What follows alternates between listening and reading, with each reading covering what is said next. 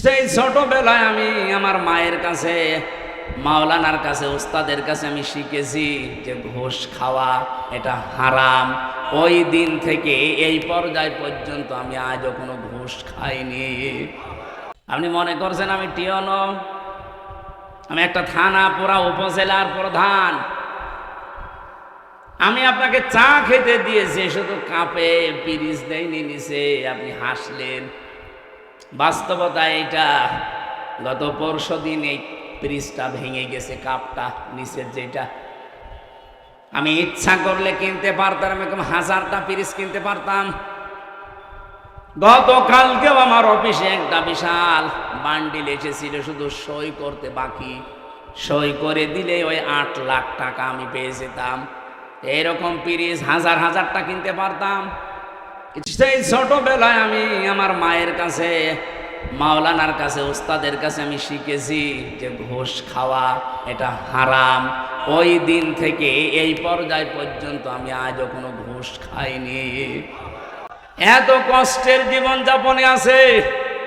এই যে অন্যায় অবৈধটা আমার সমর্থ থাকার পরও আমি করি নাই, এই জন্য আল্লাহ অন্য দিক থেকে আমারে পুষিয়ে দিয়েছে। রব্বুল আলামিন আমার স্ত্রীকে বানিয়েছে আমার মন মতো আল্লাহওয়ালা। আমার সন্তানগুলো ঠিক আল্লাহ ওইভাবেই মন তৈরি করে দিয়েছে। যতটুকু দেওয়া হয় অতটুকুতেই তারা আত্মতুষ্টি, আত্মতৃপ্তিতে আছে। আপনি যদি হারাম ইনকাম করেন, আপনার স্ত্রী, আপনার সন্তানাদের মন ও আল্লাহ ঠিক ওই রকম করে দেবে। এই কথা বোঝেন? এটাকে আমি বানালাম।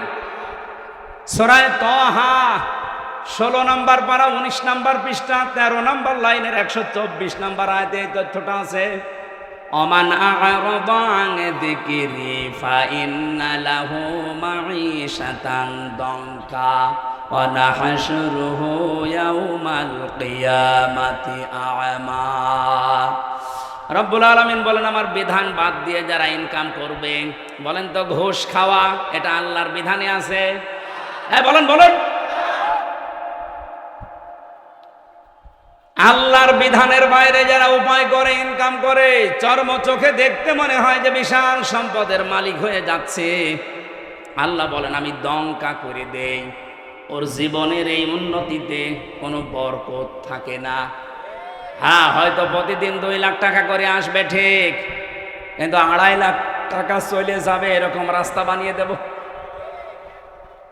আসবে প্রতিদিন বৈধ অবৈধ ভাবে 2 লাখ করে, যাবে প্রতিদিন কত? লাভ হচ্ছে না লস হচ্ছে? এটা তো একটা গেল। সবচাইতে বড় বিষয়, আমি ওর অন্তর থেকে শান্তি তুলে নেব। এই দঙ্কা শব্দের ব্যাখ্যা হচ্ছে ওর জীবনের কোনো কিছুতে আমি শান্তি রাখবো না। ওর বউ চলবে ওর অবাধ্য হয়ে, সন্তান আদিগুলো নষ্ট হয়ে যাবে, কারণ এই প্রভাব পড়বে। হারাম ইনকাম করে যা খাওয়াচ্ছেন এই সন্তানগুলো হারাম হয়ে যাবে। এতটুকু আল্লাহ যদি শেষ করে দিতেন আয়াতে পড়তাম না। এর পরেরটা আরো ঝামেলা। ওয়া নাহশুরুহু ইয়াওমাল কিয়ামাতি আ'মা। কিয়ামতের দিন ওকে যখন তুলবো, ওর চোখ থাকবে না, অন্ধ হয়ে উঠবে। আমি আল্লাহর সামনে দাঁড়িয়ে বলবে, ক্বালা রাব্বি লিমা হাসারতানি আ'মা। হে আল্লাহ, আমার তো চোখ ছিল, আমি অন্ধ কেন? রব্বুল আলামিন এবারে মানে কঠিন কথা জানালেন যে আমি ওকে সঙ্গে সঙ্গে ধমক দেব। ক্বালা কাযালিকা আতাতকা আয়াতুনা ফানাসিতাহা। তোর সামনে আমার আয়াতগুলো এইভাবেই তেলাওয়াত হতো। হাজার হাজার আলেম ওলামা নবী রাসূলরা তোকে এইভাবে শুনিয়েছে। আমার আয়াতগুলো শোনার পরে এভাবে না শোনার ভান করেছিলি, জানার পরে যেভাবে না জানার ভান করতিস, যেভাবে ভুলে গিয়েছিলি জানার পরে, আজকে তোরে আমি আল্লাহ ভুলে গেলাম। তুই যে আমার বান্দা ছিলি, তুই যে আমার বান্দি ছিলি, কোনো দিন আমার এই জবানে তোর নাম আমি আর উচ্চারণ করব না। বলেন নাউজুবিল্লাহ। ও গাইবান্ধাবাসী, কিয়ামতের দিন যদি আল্লাহ আমাকে না ডাকে, আমার নাম ধরে তার জবানে, আপনার নাম ধরে যদি কিয়ামতে আল্লাহর ডাক না দেয় যে তোর নাম আর কোনোদিন উচ্চারণ হবে না, যা নিজের নাম উচ্চারণ না হলে কেমন লাগে আপনি জানেন? আমি যখন আয়না ঘরে ছিলাম মাটির নিচে আমি নিজে দেখেছি, মাটির নিচের ওই দেওয়ালে লেখা আছে। কেউ কেউ এই নখ দিয়ে বড় বড় নখ হয়ে যায়, খুশিয়ে খুশিয়ে দেওয়ালের সাথে লিখেছে যে ভাইরা এই যে নাম্বার লিখেছি, কেউ যদি বাইরে যেতে পারেন এই নাম্বারে যাবেন যে এই নামের মানুষটা আজও বেশি আছে।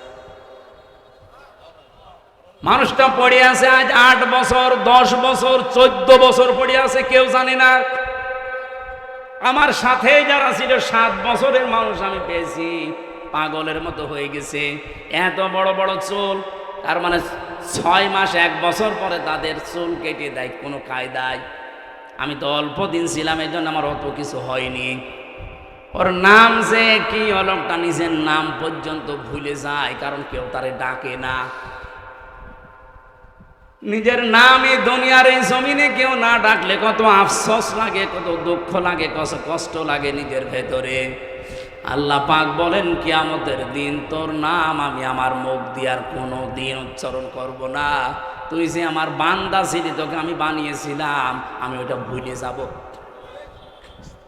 আয়াতটা পড়ার পরে আমার সবচাইতে বেশি টেনশন হয়, ওয়াকাযালিকা লিয়াউমা তুমসা দিয়েছেন আল্লাহ, জীবনও আপনার নাম আর উচ্চারণ হবে না, ওই শেষ।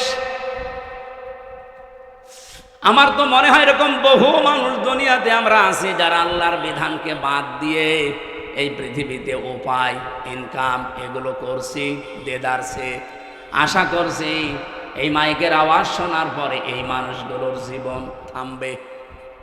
আল্লাহ যেন তৌফিক দাও মানুষকে, বলেন আমিন। কন্যা সন্তান হলে যে দায়িত্বগুলো পালন করা লাগে, এগুলো যদি সত্যি আমরা করি, আল্লাহ যেহেতু খুশি, উনি জান্নাত দেওয়ার ঘোষণা দিয়েছেন। মেয়ে যাদের আছে আল্লাহ কমপক্ষে যেন 3টা জান্নাতের মালিক তাকে বানান, আমিন।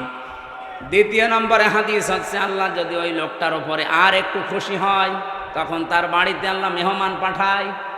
যদি আর একটু বেশি খুশি হয়, তখন তাকে রোগ ব্যাধি দিয়ে একটু পরীক্ষা চালায়।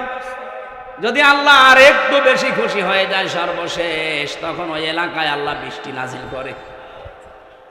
সিস্টেম অপর পৃষ্ঠায় দেখুন, রব্বুল আলামিন বলেন, এটা হাদিস মুসলিম শরীফ, এই পৃথিবীতে আমি আল্লাহ যদি কারো উপরে রেগে যাই, তার 1 নম্বরে তাদের উপরে যে মানুষগুলো দুনিয়ায় যৌতুক খায়। এদেশে তো যৌতুক নেই। যৌতুক এটা মানবতার সাথে মহা কৌতুক। আমি এ কোরআন হাতে নিয়ে গ্যারান্টি দিতে পারি, এবার যদি ইসলাম যায়, বারবার তো মেয়ে লোককে আমরা পাঠিয়েছি, 2 মহিলা এটার একটাও করে নাই।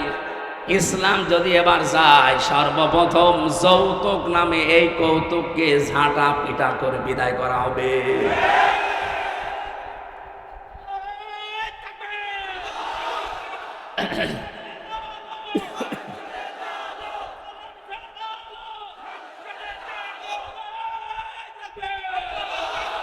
রংপুর বিভাগের মানুষেরা, এটা শুধু যৌতুকের বিষয় না, বহু বাড়িতে আমরা এখনো পর্যন্ত দেখি 200, 300, 500 মানুষকে নিয়ে যাচ্ছে বরযাত্রী। না এই জেলায় এসব নেই, কোথায় পেয়েছেন ভণ্ডামি? বরযাত্রী ইসলামে নেই, বরযাত্রী ইসলামে নেই। এগুলো এসেছে হিন্দুদের সংস্কৃতি থেকে। হ্যাঁ, ইসলামে আছে অলিমা। কি অলিমা করা লাগে? ছেলের বাড়ি না মেয়ের বাড়ি? তা আপনি যদি কিছু করতেই চান, ছেলের বাড়িতে আপনি অনুষ্ঠান করবেন, 200-500 না 1000 মানুষ খাওয়ান, কোনো অসুবিধা নেই। আপনি মেয়ের বাবার বাড়িতে তার অনুমতি ছাড়া, তার সন্তুষ্টি ছাড়া একটা পানও খাওয়া আপনার জন্য জায়েজ নেই। আর আপনি 200 মানুষ নিয়ে খাওয়াচ্ছেন গরুর মতো। আজকে থেকে সিদ্ধান্ত নেওয়া লাগবে যে যেটা ইসলামে নেই, এই বরযাত্রীর দাওয়াত পেলেও আমি আর জীবনে যাব না। কারা কারা রাজি আছেন দেখি? অনেকে হাত তুলছে না। ঠিক আছে, এখানে যারা বিয়ে করেছেন সত্যি করে বলবেন, বিয়ে যারা করেছেন, অলিমা করেছেন, কারা কারা হাত তোলেন তো? আন্দাজে হাত তুলছেন না? ওসি সাহেব হাত তুলতে পারিনি, তার মানে উনি অলিমা করিনি, বরযাত্রী নিয়ে গেছে। সিস্টেম হয়তো জানতো না আগামীতে এই সিস্টেম বাংলাদেশে থাকবে না। এদেশে যদি মেয়ে বিয়ে করতে চান, আপনি বিয়ে করে নিয়ে এসে অলিমা করবেন ছেলের বাড়িতে। যৌতুকের টাকা না খেয়ে আমার মনে হয় পায়খানা করে খেয়ে ফেলা ভালো। হ্যাঁ, কারণ পায়খানা খেলে মাত্র একটা গুনাহ হবে, কবিরা গুনাহ। যৌতুকের টাকা যারা নেন ডবল গুনাহ হবে, একটা কবিরা আর একটা জুলুমের গুনাহ। যতদিন পর্যন্ত এই টাকা আপনি শ্বশুর শাশুড়িকে ফেরত না দেবেন, ততদিন আল্লাহ আপনাকে মাফ করবে না। বেশি বললে আবার আমিও ঝামেলায় পড়ে যাব, কারণ আমি একটা সাইকেল নিয়েছিলাম, এটা ফেরত দেওয়া লাগবে। আমি যদিও দিয়েছি ওইটা, তারপরেও যদি শ্বশুর বলে না ওই সময় সাইকেল আর এখন সাইকেল দাম আকাশ পাতাল, টাকা আরো দে, অসুবিধা নেই, আমি দিয়ে দেবো। তো যারাই নিয়েছেন দেওয়া লাগবে। এই যে বারবার বরযাত্রী নিষেধ করছি যেতে, অলিমা করার জন্য বলছি, আমার 3টা মেয়ে, আমার বাসা লাগবে না। এই কথা বলে দেখেন না, ইসলামে যেহেতু নেই এই কাজটা, এই সমাজে বন্ধ হওয়া দরকার। এই গাইবান্ধা থেকে এই সংস্কার আরম্ভ হওয়া দরকার ইনশাআল্লাহ। আপনারা আরম্ভ করেন তো সামাজিকভাবে, দেখবেন হয়ে যাবে। সংস্কার যখন চলছে সারা দেশে, এইটা নিয়ে সংস্কার হোক। এদেশে আর কোনো যৌতুক থাকবে? ইসলাম আসলে তো থাকবেই না। আমরা নিজেরাও এখন চেষ্টা চালাবো। 2 নম্বরে আল্লাহ আরেকটু যখন রেগে যান যারা গেবত করে তাদের উপরে, অথচ এই গেবত এখন আমাদের কাছে ঘি ভাতের মতো হয়ে গেছে। 3 নম্বরে আল্লাহ আর একটু যখন রেগে যায় কারো উপরে, যে লোকটা মিথ্যা কথা বলে। এদেশে তার এটা নেই। আগস্টের 5 তারিখের আগের কথা বাদ দেন, আমার তো মনে হচ্ছে আগস্টের 5 তারিখের পরে যত মিথ্যা মামলা আর মিথ্যা সাক্ষী বেড়েছে, নাকি এ জেলায় বন্ধ আছে? সারা দেশের অবস্থায় এক, মিথ্যা মামলা আর মিথ্যা সাক্ষী, এটা 180 মাইল বেগে অনেকে চালাচ্ছে। আরে ভাই, আপনি অত্যাচারিত, আপনার চাইতে আমি কি মাজলুম কম? আমি তো মামলা দিলে মিথ্যা সাক্ষী জোগাড় করলে 1000টা করা যায়। আমার বিনা কারণে মিথ্যা একটা মামলা দিয়ে মিথ্যা 4 জন সাক্ষী জোগাড় করে 3 বছর আমারে ফাঁসির কন্ডেম ছেলে রেখে দিয়েছিল। আমার বাবার কাছ থেকে ওরা প্রায় 32 লাখ টাকা খেয়েছে। আমার তো এখন তারা যদি মাফ চায়, আমার মনে হয় ওই টাকা ফেরত নেওয়া দরকার। আগস্টের 5 তারিখের পরে খুব বেশি হলেও 9 তারিখের দিকে আমারে কল দিয়েছিল যে ওসি আমার মামলা রায়, বলছে হুজুর মাফ করে দিয়েন। কে আপনি? বলছে আমি সেই মিজান। ও, মাফ তো করে দেব, অসুবিধা নেই, আমার টাকা ফেরত দেন। মাঝে মাঝে বহু টাকা আপনি আমার বাবার কাছ থেকে নিয়েছেন, আমার বাবা সব হিসাব করে রেখেছে, ওই টাকাগুলো ফেরত দেন, আপনারে মাফ করে দেব। কি করলেন এতগুলো টাকা নিয়ে? খেতেও তো পারেন না, যা করেছিলেন এখন পালিয়ে থাকেন। অবৈধ ইনকাম করলে যে কি হয় তার বাস্তব প্রমাণ এই ফ্যাসিস্টরা। এই কথা বলেন না কেন? কিছুদিন আগে আমি সিঙ্গাপুরে ছিলাম, মালয়েশিয়া, 2টা রাষ্ট্র যেহেতু পাশাপাশি, যে হোটেলে উঠেছিলাম নিচতলায় নেমে দেখি 2 জন বসে বসে চা খাচ্ছে আর মুখ নিচু করে আছে। চেহারা দেখে আমি চিনে ফেলেছি, যে সালাম দিলাম, বলছো হুজুর আমরা আগেই পালিয়েছি। আরে ভাই, আপনি তো বলবেন ওয়ালাইকুম আসসালাম, না বলছো হুজুর আমরা আগেই পালিয়েছি। 3 তারিখে ভাব দেখলাম যে ভালো না, এই জন্য রাতে টিকিট কেটে চলে এসেছি। আমি ওই সময় ওনারে বলেছিলাম আপনি পালালেন কেন? আপনার না 620টা বাড়ি? কত? 620টা বাড়ি ওই লোকটার। ওরা সাহেব পাড়া বানিয়েছে মালয়েশিয়ায়, সিঙ্গাপুরে ফ্ল্যাট নিয়েছে, কানাডায় ওরা বানিয়েছে, লন্ডনে বানিয়েছে বেগম পাড়া, বিভিন্ন দেশে তো আছেই, বাংলাদেশেও বহু জায়গায় তাদের বাড়ি। আল জাজিরা রিপোর্ট দিয়েছে ওই লোকটার বাড়ির সংখ্যা 620টা। আল্লাহর কি ইশারায় একটা বাড়িতেও থাকতে পারে না, হোটেলে থাকে। আমি বললাম আপনি বাইরে বের হতে পারেন না, সব সময় এখানে পড়ে থাকেন। হুজুর বাইরে যাব, কোন আশায় যাব? 20 লাখ বাঙালি থাকে মালয়েশিয়া, আমারে যদি দেখতে পায় পিটিয়ে ভর্তা বানিয়ে ফেলবে।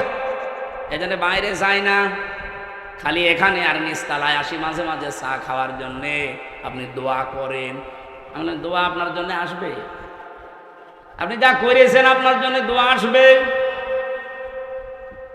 এই জন্য জালেমদের পরিণতি কি হয়েছে এটা দেখার পরেও যদি এখনো কারো হুঁশ না হয়, আমার মনে হয় এরা যেন নেপালের দিকে তাকায়। দেখেন না মন্ত্রীদেরকে নদীর ভেতরে চুবাচ্ছে, এখন আরম্ভ হয়েছে নদীর ওখানে। বাংলাদেশ থেকে মনে হচ্ছে সারা বিশ্ব শিখে ফেলেছে। অবৈধভাবে কেউ আর আগামীতে টিকে থাকার চেষ্টা করবেন না, জীবনও পারবেন না। কারণ সে ভুল এদেশের মানুষের ভেঙে গেছে। এক কথা বলে না কেন? এই দেশ থেকে শিক্ষা নিয়েছে সিরিয়া, এই দেশ থেকে শিক্ষা নিয়েছে নেপাল, এই দেশ থেকে শিক্ষা নিয়েছে দাদারা। দেখেন কি হয় দাদার।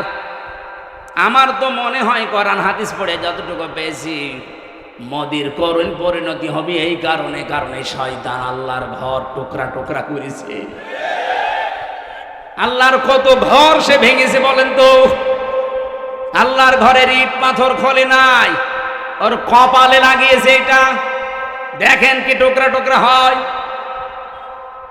আল্লাহ পাক বলেন ইন্নাহুম ইয়াকিদুনা কাইদা ওয়া আকিদু কাইদা ফামাহিলিল কাফিরিনা আমহিলুহুম রুয়াইদা। পৃথিবীর মানুষেরা বিভিন্ন ষড়যন্ত্র চক্রান্ত করে, তখন আমি ঢিল দেই। ঢিল দিতে দিতে এমন পর্যায়ে পৌঁছায়, ও জায়গায় যাবার পরে ওর আর ফিরে আসার কায়দা থাকে না। যেমন ফেরাউনকে, ওকে আল্লাহ সুযোগ দিয়েছিল, ওই সময়ও যদি নদীর পাশে থেকে ফিরে আসতো তাও বেঁচে থাকতো, অন্তত এ করুণ পরিণতি হতো না। ওর বৃদ্ধি এত বেড়েছিল, ফেরেশতা জিবরাইলকে আমার আল্লাহ একটা ঘোড়া দিয়ে পাঠিয়ে দিয়েছিলেন, মেয়ে ঘোড়া, মাদি ঘোড়া। ফেরাউন যেটা চড়েছিল ওটা টাট্টো ঘোড়া। ওর সামনে যখন এসে লাফ দিয়েছে, এই পুরুষ মানুষের মতো এই ঘোড়াও দিয়েছে লাফ। মাঝখানে যাবার পরে যেভাবে করেন পরিণতি আপনারা বিভিন্ন তাফসিরে শুনেছেন। রব্বুল আলামিন বলেন মানুষ অন্যায় করতে করতে যখন দেওয়াল পর্যন্ত চলে যায়, ওকে আর ফিরে আসার সম্ভাবনা থাকে না। এই জন্য আমাদের যখন সময় আছে, এই মিথ্যা মামলা, মিথ্যা কেস থেকে, মিথ্যা সাক্ষী থেকে যদি আগামীতে এই বাংলাদেশে বাঁচতে চান, দলমত দেখা যাবে না, সবাই মিলে ইসলামকে সংসদে পাঠাতে হবে। হয়তো একটা করে, বাকি দুইটা অধিকাংশ পিতা মাতায় করতে চায় না। আর সন্তান হলে উনি খুশি, ওর পেছনে খরচ করে, ভালোবাসা দেয়, মহাব্বত দেখায়, কিন্তু 2 নম্বরে তাকে দিন শিক্ষা দেওয়া লাগবে। এইটার বেলায় অনেকে উদাসীন, গাফেল।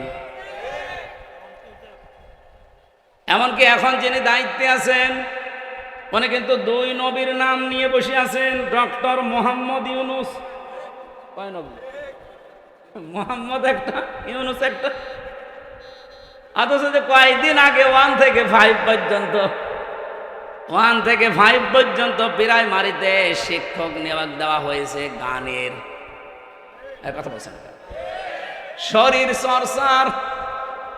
আপনি একজন মুসলমান 2 নবীর নাম নিয়ে বসে আছেন চেয়ারে।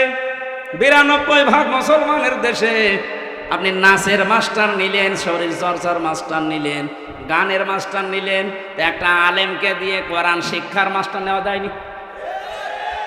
এ দাবি আমরা জানাচ্ছি আজকে। সারা বাংলাদেশের মুসলমানদের এবং মানুষের একই দাবি যে আপনি যেহেতু ফেব্রুয়ারির 12 তারিখে নির্বাচন দিয়ে চলে যাবেন, যান, এমন একটা কাজ করে যান যেহেতু আপনি অমর হয়ে থাকবেন। আমরা মুসলমানের এই দেশে 1 থেকে 5 পর্যন্ত একটা ধর্মীয় শিক্ষা চাই না? চাই না? কারা চান দেখে? লিল্লাহে তাকবীর। দেখেন তো হাত তুলেছে কিনা?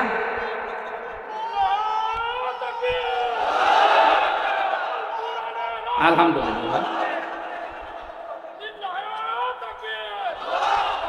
আমাদের এই দাবি যদি ডক্টর মোহাম্মদ ইউনূস পর্যন্ত, আমি জানি যে যাবে, কারণ কত ফেরেশতা বসে আছে দেখেন, এইটা কিরামান কাতিবিন না, পৌঁছিয়ে দেবে জায়গা পর্যন্ত।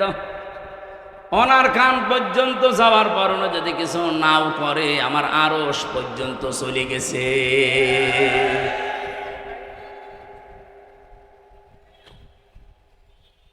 হযরত ইব্রাহিমের পক্ষে একটা ব্যাঙ ছিল, শুধু প্রসাব করেছিল। ফেরেশতা জিবরাইল এসে ডাক দিয়েছে, এতটুকু প্রসাবে নমরুদের বিশাল অগ্নিকুণ্ড কিছুই হবে না। ব্যাঙ ওই দিন বলেছে, ফেরেশতা আমি জানি আমার প্রসাবে কিছু হবে না, কারণ এত প্রজ্বলিত আগুন, 1 কিলোমিটার উপর দিয়ে যদি পাখি উড়ে যায় ঝলসে পড়ে যায়, কি দাও দাও করছে আগুন। সেখানে আমি এত দূর থেকে শুধু প্রসাব করছি, আমি জানি কিছু হবে না, কিন্তু আমার মালিক আল্লাহকে দেখাতে চায় যে আমি নবী ইব্রাহিমের পক্ষে আছি, নমরুদের বিপক্ষে আছি। আল্লাহ তার এই কথাটা এত বেশি পছন্দ করেছিলেন, ওই দিন থেকে আইন পাশ হয়ে গেছে, কিয়ামত পর্যন্ত যত ব্যাঙ দুনিয়ায় আসবে, ব্যাঙের প্রসাব পাক। শুধু ইব্রাহিম নবীর পক্ষে থাকার কারণে ব্যাঙের প্রসাব যদি পাক হয়ে যেতে পারে, আমরা যে আজকে কোরআনের পক্ষে শুধু হাত তুলে জানান দিয়েছি, কিয়ামতের দিন এটা যেন নাজাতের ওসিলা হয়ে যায়। গাইবান্ধাবাসী, তাহলে কন্যা সন্তান হলে প্রথম আপনার দায়িত্ব ভালোবাসা। আপনি খুশি হয়ে ভালোবাসবেন, তাকে মহব্বত করবেন। 2 নম্বরে দিনের শিক্ষা দেওয়া, কিন্তু সে পরিবেশটা যদি নষ্ট করে দেওয়া হয়, তো শিক্ষা দেব কোথায়? সবাই তো আর মাদ্রাসায় ছেলে মেয়েকে দেয় না, কথা বলছে না কেন? স্কুলেই দেন। মুসলমানের দেশে স্কুলের সিস্টেমগুলো এই করেন, 1 থেকে 5 পর্যন্ত পড়লেও যেন ইসলামের মৌলিক নিয়ম নীতিগুলো অলরেডি জেনে ফেলে, এরকম ব্যবস্থা একটা করে দেন।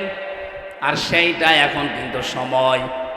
আগে যারা ছিল, আমি নাম নিতেও ঘৃণা করি, এই জালেমা মহিলার, ওরা 1 থেকে 5 পর্যন্ত পড়ার পরে একটা ছেলে বৃত্তি পরীক্ষা দেয়। আমি নিজেও বৃত্তি দিয়েছি, এরপরও 8এও বৃত্তি পরীক্ষা আছে। 100 মার্কের কোরআন আর হাদিস ছিল আগে, আমি নিজে পরীক্ষা দিয়েছিলাম। কিন্তু 15.5 বছর এই জালেমা যাদের দায়িত্ব দিয়েছিল, এই শিক্ষামন্ত্রী নামে কলঙ্ক, এই নাস্তিকগুলো 1 থেকে 5-এ পড়ার পর বৃত্তি পরীক্ষা দেবে, 100 মার্কের কোরআন হাদিসের শয়তানরা তুলে দিয়েছে। আমরা চাই ওটা আবার পূর্ণবহাল করা হোক। হ্যাঁ, কথা বলে না কেন? আরে মানুষ পরীক্ষার ছলে হলেও পড়ে, ওটা যদি সিলেবাসে না থাকে, ও তো আস্তে আস্তে সবই ভুলে যাবে। গত বছর আমি জেল থেকে বের হওয়ার পরে একটা মাহফিলে এসেছিলাম, এই যে পাশের জেলা নীলফামারী।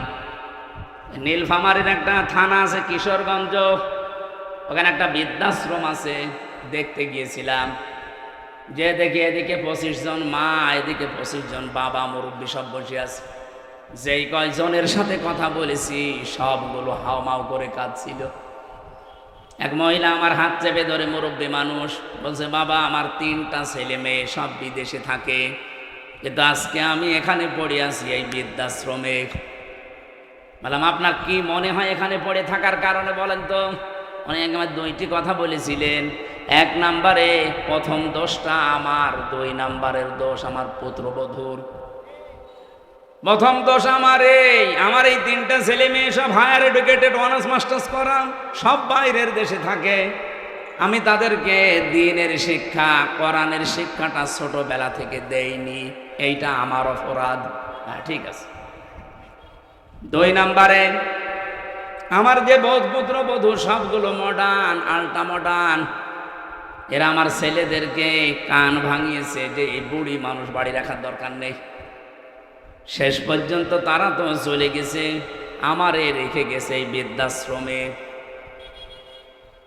আমি এখন এই যে 24 ঘন্টা কাজ কাম নেই, শুধু পড়তে থাকি, মাঝে মাঝে কোরআন হাদিস ইসলামের ইতিহাস পড়ি। আমি বুঝি এই ছেলেটারও দোষ না, দোষ এখন আমার মনে হচ্ছে।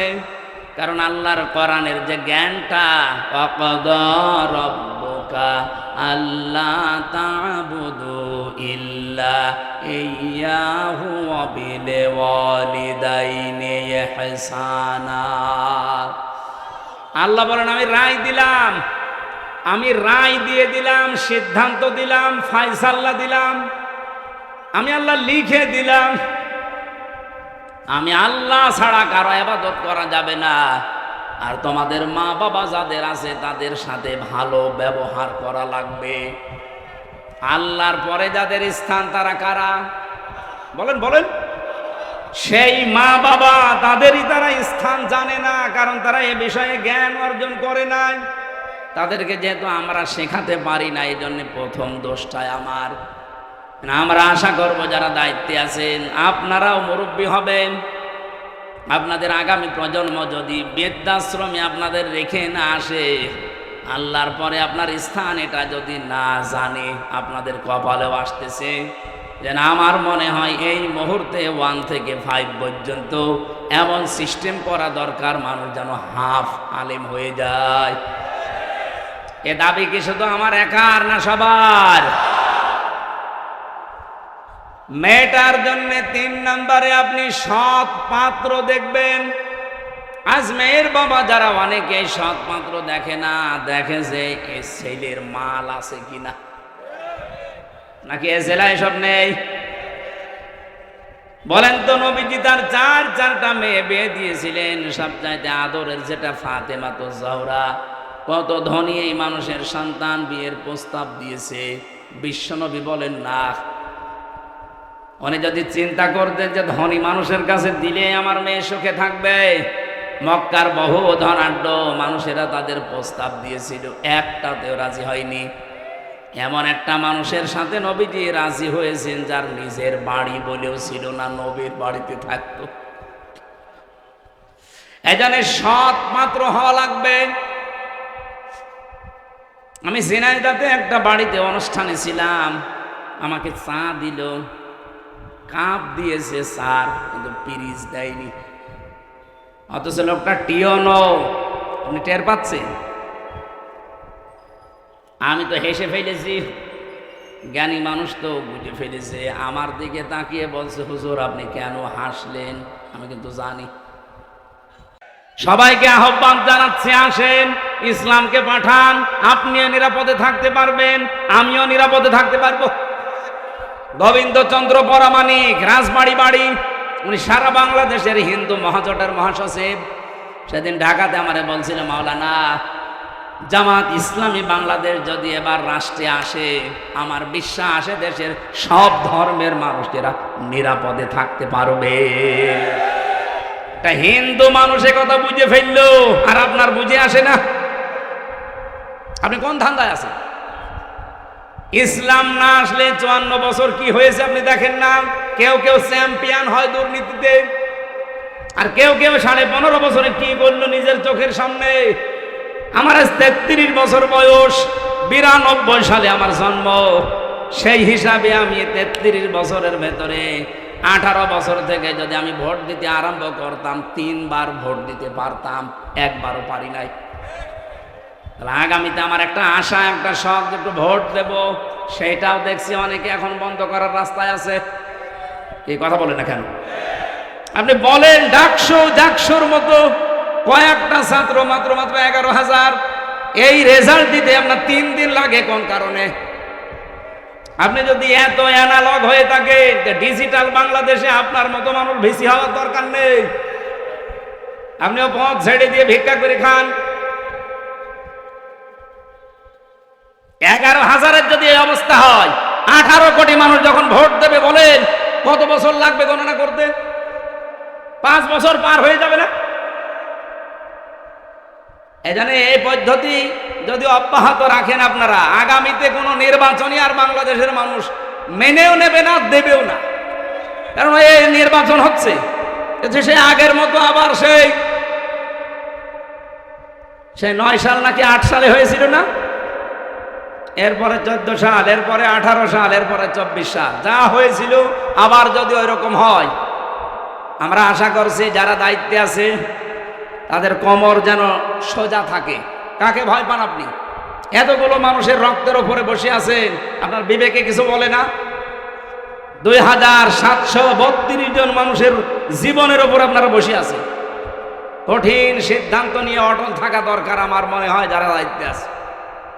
বাংলাদেশে 1628 জন মানুষ এখন আছে ওসি সাহেব সহ। এই মানুষগুলোকে হযরত ওমরের মতো যেদিন আমরা দেখতে পাবো, এই বাংলাদেশটা মিনি জান্নাত হয়ে যাবে ইনশাআল্লাহ। আল্লাহ পাক একেবারে সর্বশেষ যখন সব চাইতে বেশি রাগান্বিত হয়ে যায় কারো উপরে, যখন দেখে লোকটা সুদ খায়।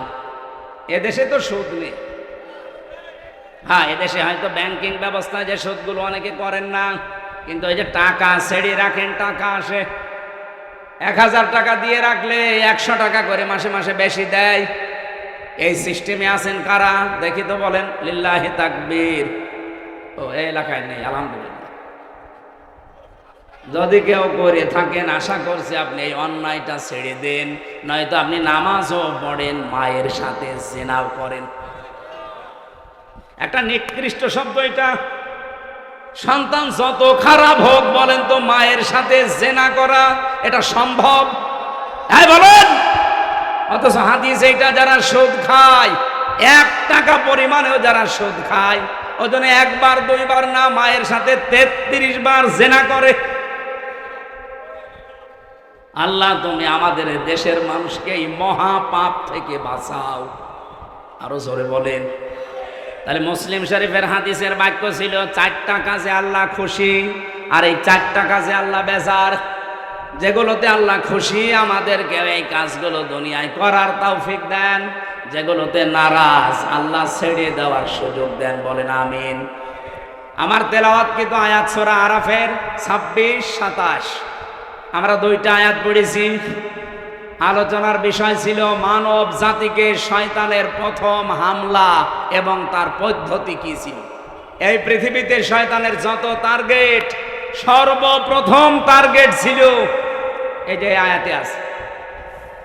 রব্বুল আলামিন বলেন, ইয়া বানি আদম ক্বাদ আনজালনা আলাইকুম লিবাসা।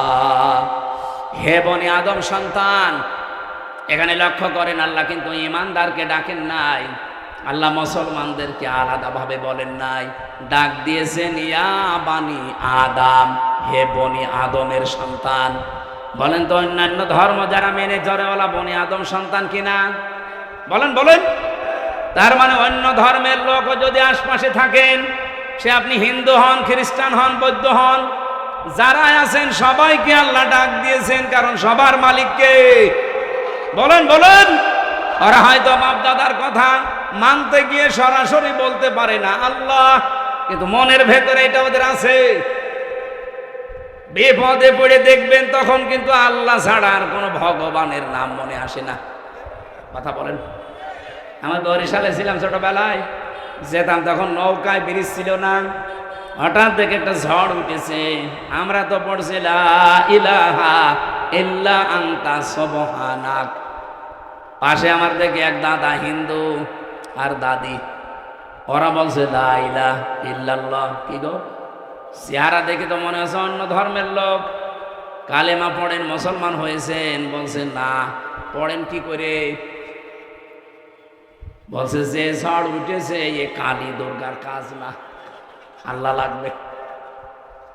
মানে সবার মনের ভেতরে আল্লাহ একজন আছে, কিন্তু বাস্তবের খাতিরে অনেকে বলতে পারে না।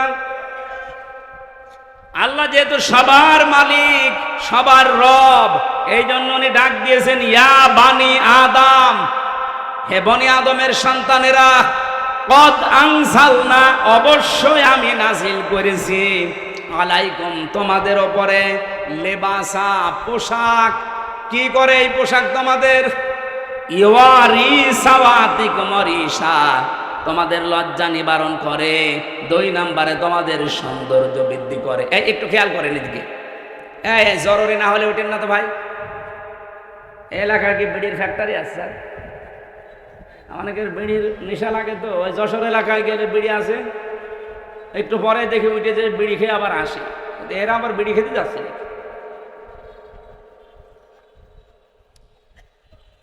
গাইবান্ধা বাসে একটু খেয়াল করেন, এখানে শব্দের ভেতরে আমরা 2টা বিষয় পেলাম। পোশাক আল্লাহ আমাদের কাছে দিয়েছেন, এক নাম্বার আমাদের লজ্জা যেন নিবারণ হয়। জান্নাতের ভেতর থেকে হযরতে আদম এবং হাওয়া আমাদের জাতি আদি পিতা মাতা এদেরকে বের করে দেবে, এই টার্গেট শয়তানের ছিল না। শয়তানের টার্গেটই ছিল এদেরকে আমি উলঙ্গ অবস্থায় দেখব। এই জন্য শয়তান সবসময় যৌনতা ছড়াতে ভালোবাসে। শয়তান যৌনবাদী, আর আমরা ওটা তোর বলা যাচ্ছে না মৌলবাদী, ওটা তো এখন গালি করে ফেলেছে মানুষ। শয়তান সব সময় যৌনতা ছড়াতে ভালোবাসে। যারা আজ নিজেদের গোপন অঙ্গগুলো ৮-৬০ পোশাক পরে, ছোটখাটো পোশাক পরে, শরীরের আপত্তিকর জায়গাগুলো মানুষকে দেখিয়ে মজা পান, আপনি নিজে বিশ্বাস করতে পারেন আপনি মানবের আর সন্তান নেই, আপনি শয়তানের সন্তান। পৃথিবীতে আল্লাহর যত সৃষ্টি আল্লাহ বানিয়েছেন 18,000 আমরা বলি, তার চাইতেও বেশি আছে। শুধুমাত্র একটা সৃষ্টি দেখবেন তাদের লজ্জায় স্থান মানুষকে দেখায়, কুকুর। কি এত বড় লেজ উল্টো করে রাখে, মানুষকে দেখায় যে যা দেখবি দেখ। আমার তো মনে হয় এই দেশে যারা নিজেদের উলঙ্গ অর্ধ উলঙ্গ পোশাক আশাক পরে বিভিন্ন গোপন অঙ্গগুলো মানুষকে দেখি আরো আনন্দ পায়, এরা আর কুকুর সমান। আমি এত নিচে নামতাম না। আপনার একটু লজ্জা লাগে না এমন খারাপ পোশাক পরে রাস্তায় আসেন? মানুষ আপনাকে দেখে কত রকমের আজে বাজে, কত রকমের নিম্ন কথা বলে আপনি জানেন?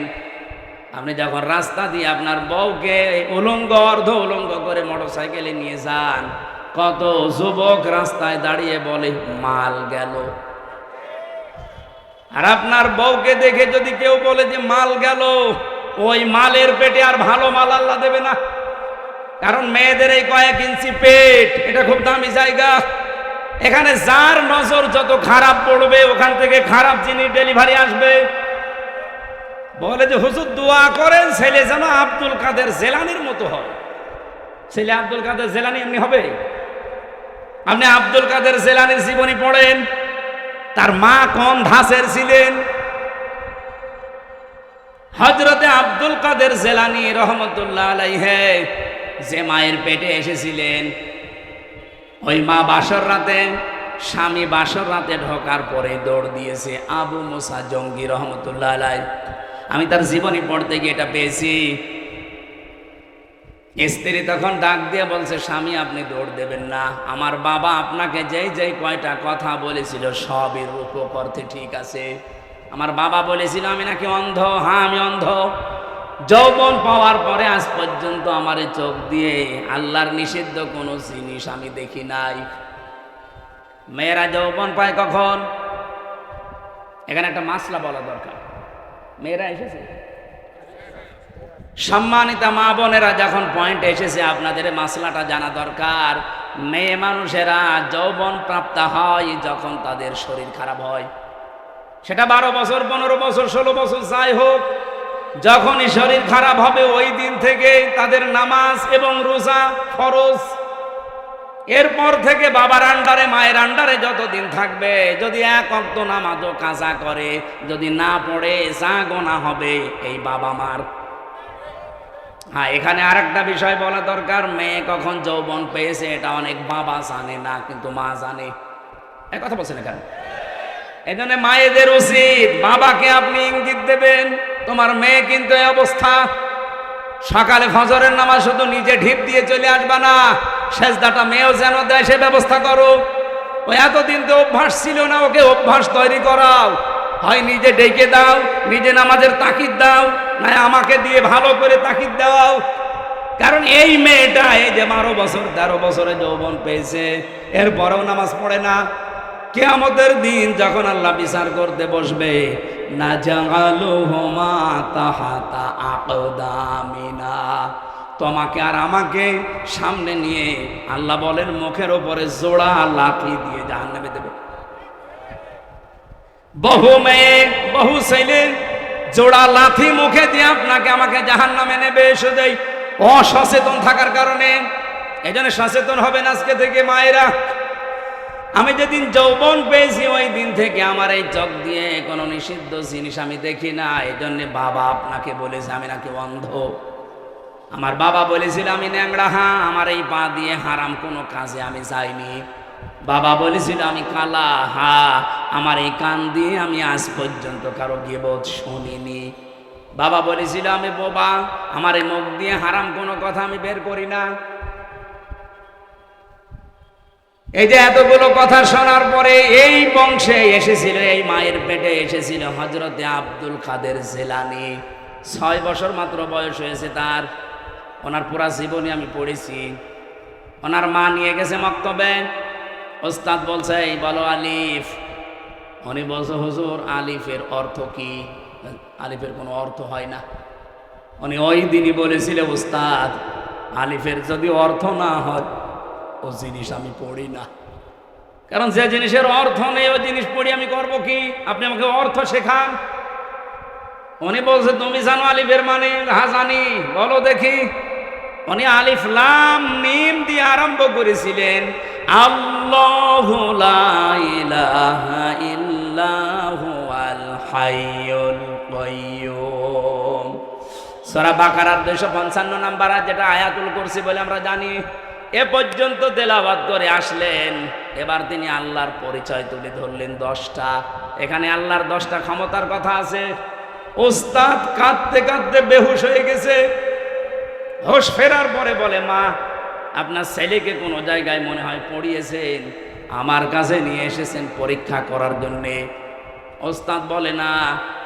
মা বলছে আমি এইমাত্র আপনার কাছে প্রথম নিয়ে আসলাম, কোনো জায়গায় নিয়ে যাইনি। ওস্তাদ বলছে আপনার তো সৌভাগ্য যে এতটুকু বাচ্চা এর কোরআনে কারিমের প্রায় 18 পারা পর্যন্ত আয়ত্ত করা আছে। প্রতিটি আয়াত সে সুন্দর করে পড়তে পারে। অনেক আয়াতের অর্থ সে বোঝে। আমাকে আল্লাহর 10টা ক্ষমতা শুনিয়েছে আয়াতুল কুরসি দিয়ে। মা আমার কান্না আরম্ভ করলেন। ওস্তাদ বলে আপনি কাঁদেন কেন? আপনার তো সৌভাগ্য, খুশি হওয়ার কথা। বলে না আমি নিজেও কোরআনের হাফেজা। আমার এই সন্তান পেটে আসার পরে আমি প্রতিনিয়ত কোরআন পড়তাম। যখন জন্ম নিয়েছে ফজরের নামাজ পড়ার পরে আমি একে পাশে বসিয়ে বসিয়ে আমি নিজে পড়তাম। আমি দেখেছি আমারে আব্দুল কাদের আমার মুখের দিকে তাকিয়ে মুখ মেলাচ্ছে। ওস্তাদ আমার আফসোস হচ্ছে এই কারণে আমি যদি আর একটু কষ্ট করে পড়াটাই প্রতিদিন পড়তাম আমার এই ছোট সন্তান এই ছোট বয়সেই কোরআনের হাফেজ হয়ে যেত। আব্দুল কাদের জিলানী এমনি এসেছিল পেটে। আপনার বিয়ের আগেই পেট সারা দেশের মানুষের দেখা শেষ। এমন ব্লাউজ গায়ে দিয়েছে মনে হচ্ছে ফুটবল খেলার মাঠ। কথা বলছেন এই দিক থেকে একটা ফিতা, ওই দিক থেকে আর একটা ফিতা, মাঝখানে দিয়েছে গেরো। ওটা ফুটবল খেলার সেন্টার। কত মানুষ আছে বাসে নজর ওই দিকে দেয় নাকি এই এলাকায় সব নেই? মা বোন যারা এসেছেন নিজেদেরকে রক্ষা করেন। আল্লাহ এর পরের শব্দে দিয়েছেন রিশা। শুধুমাত্র লজ্জা নিবারণ করার জন্য পোশাক দেয়নি, সৌন্দর্য বৃদ্ধি করার জন্য পোশাক আমি দিয়েছি। হ্যাঁ এখানে ব্যাখ্যা দুইটা। আপনি শুধুমাত্র সৌন্দর্য প্রদর্শন করতে পারেন পোশাক আশাকের মাধ্যমে। বিবাহিতা মেয়েরা তার স্বামীর কাছে, কথা বোঝা যায়নি। আপনি পোশাকের দ্বারা যদি সৌন্দর্য বর্ধন করতে চান করবেন, কিন্তু কার জন্যে? স্বামী ছাড়া পৃথিবীর কারোর জন্য, এমনকি নিজের বাবার জন্যেও মেয়েদের সাজ করা জায়েজ নেই। আজকে যে পরকীয়া প্রেম বাড়ে, বহু মানুষকে আমি বলতে শুনেছি হুজুর যেভাবে চাই ওইভাবে করে না। কি আমি চাই আমার বউ রাতে নাইট ড্রেস পরে থাকবে, ও পরে না। এই জন্য আমি অন্য জায়গায় লাইন করি। এরকম মানুষ দেশে নেই। এখানে পরকীয়া প্রেম করেন কারা? হাত তোলেন তো দেখি। আলহামদুলিল্লাহ। এই জেলা তো একেবারে মডেল জেলা। কোনো কিছুই নেই, যৌতুক নেই, পরকীয়া প্রেম নেই, ওসি তো খুব আরামে আছে। হ্যাঁ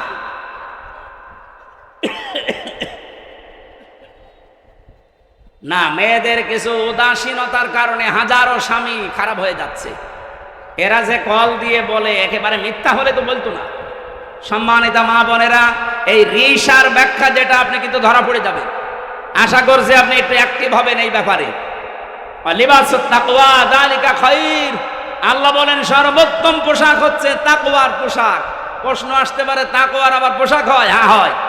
তাকওয়ার পোশাক কি? এখানে যদি প্রশ্ন করা হয় 100 জনের 98 জন বলতে পারবেন না। লিবাসুত তাকওয়া যালিকা খায়র, আল্লাহ বলেন তাকওয়ার পোশাক সর্বোত্তম। কি এটা জানো? তাকওয়ার পোশাক হচ্ছে আল্লাহর নির্দেশ এবং আদেশ, নিষেধ এবং আদেশগুলো নিজের জীবনে সেট করা, এটা একটা পোশাক। এই পোশাকটা আমাদের দেশে নেই, এমনকি পরিবেশও নেই। একজন মানুষ যেই পোশাক পরবে, সে পোশাক পরে টিকে থাকার মতো জায়গাও এই দেশে নেই।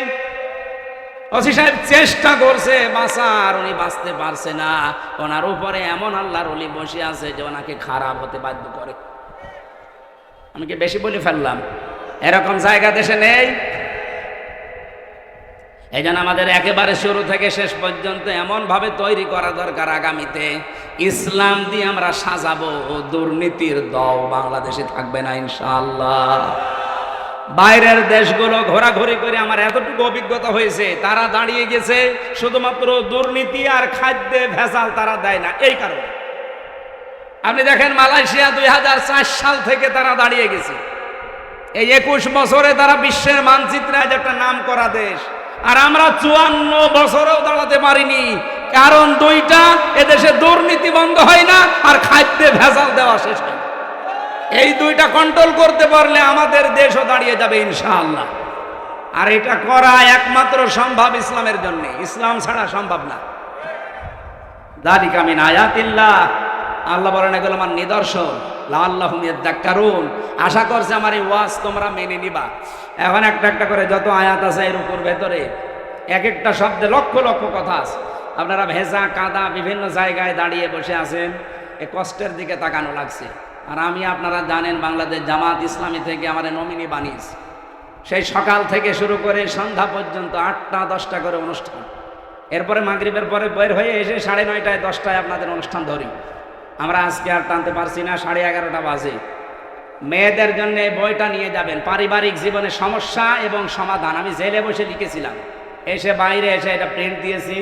একটা মেয়েদের, একটা পুরুষের, দুইজনকে পড়াবেন। আর একটা শুধুমাত্র মেয়েদের জন্য, এটা 6 জন মহিলার আদর্শ আমি লিখেছি। এই ওসি সাহেবকে আপনি হাদিয়া দেবেন। আল্লাহ আমাদেরকে যতটুকুই বলেছি এতটুকুই মেনে চলার তৌফিক দিন, আল্লাহুম্মা আমিন। লা ইলাহা ইল্লা আনতা সুবহানাক ইন্নী কুনতু মিনাজ জালিমিন। রব্বুল আলামিন, যেভাবে আরম্ভ করেছিলাম, সারা রাত বললেও তোমারে বান্দা বান্দিরা চলে যেত না। দিনের বেলায় বৃষ্টি হওয়ার কারণে জায়গাটা ভিজে গেছে, কাদা মাটি। এখানে অনেক কষ্ট করে সেই আসর থেকে বসে আছে কোরআনের জন্য যারা এত পাগল, এই মানুষগুলোর দিকে তাকিয়ে হলেও দেশে কোরআনের আইন জারি করে দাও। সওয়াবগুলো তুমি নবীজির রওজায় পৌঁছিয়ে দাও। মাহফিলের সভাপতিকে কবুল করো। সম্মানিত প্রধান অতিথি জনাব ডাক্তার আব্দুর রহিম সরকার, আল্লাহ তোমার নামে নাম, তোমার গোলামকে মঞ্জুর করো। আজকের মাহফিলের সভাপতি জনাব আব্দুর রশিদ, শেখ আব্দুর রশিদ সাহেবকে মঞ্জুর করো। আমাদের অভিভাবক এসেছে, থানার